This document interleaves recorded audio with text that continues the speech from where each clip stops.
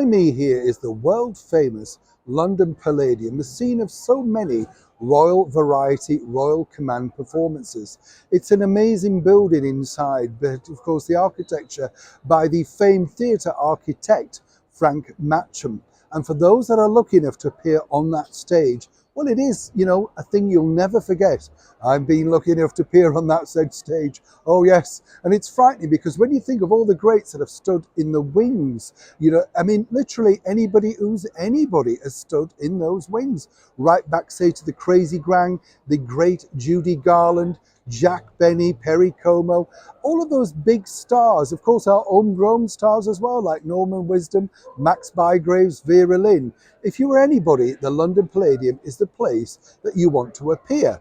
And as I say, it was normally the home of the Royal Variety Performance. But in more recent years, they've decided to look at bigger venues like the Royal Albert Hall to get more people in and hopefully make more money for the charity.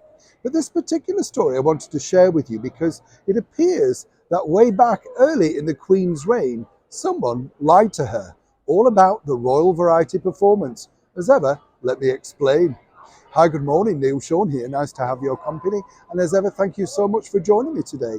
Now, what I like about this particular story is it's the showbiz folklore, isn't it? Truly, it's what's gone on for many people who were not around at that particular time.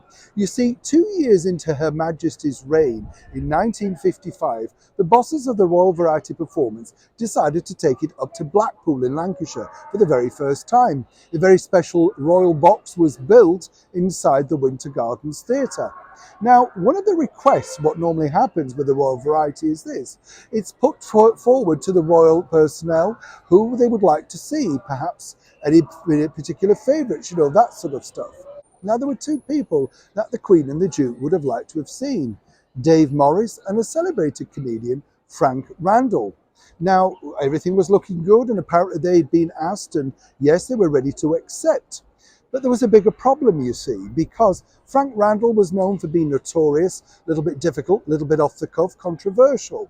But the producer of that year's show was the Bolton-born impresario Jack Hilton, known to the British monarchy for his bands, his films, and of course his recordings. But the bigger picture was this.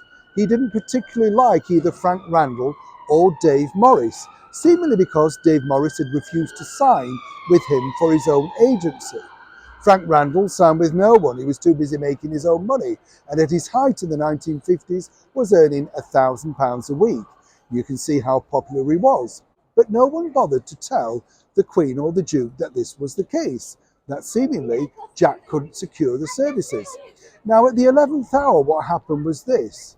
Jack Hilton, the impresario, decided to offer a walk-on to both Frank Randall and Dave Morris. Both hastily declined and said no, unless they could do their act, why should they come on?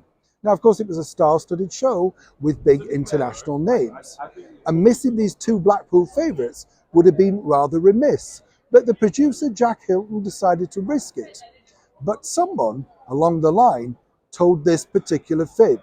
According to a very good source, the Queen and the Duke were told that both Frank Randall and Dave Morris, who were both starring in Blackpool Summer Seasons, were sadly indisposed, ill. Wasn't the case. They simply were not offered the chance to perform. They never got that opportunity again, sadly, because they passed away relatively quickly after the 1955 Royal Variety Performance. Isn't it sad in this world of show business, though, when you uncover these particular bon mots, that even at your very height of powers, someone's even higher, and even at the special request of Her Majesty the Queen and the Duke of Edinburgh, very much new into their reign, that even they cannot secure you the opportunity to perform in front of them. As ever, I'd love to know what you think to this particular story in the comments below. Do you remember Frank Randall? Do you remember ever seeing Dave Morris at the South Pier? And did you ever attend any performance at this wonderful theatre behind me here? The absolutely iconic, world famous London Palladium. Neil Sean, Oxford Circus, London.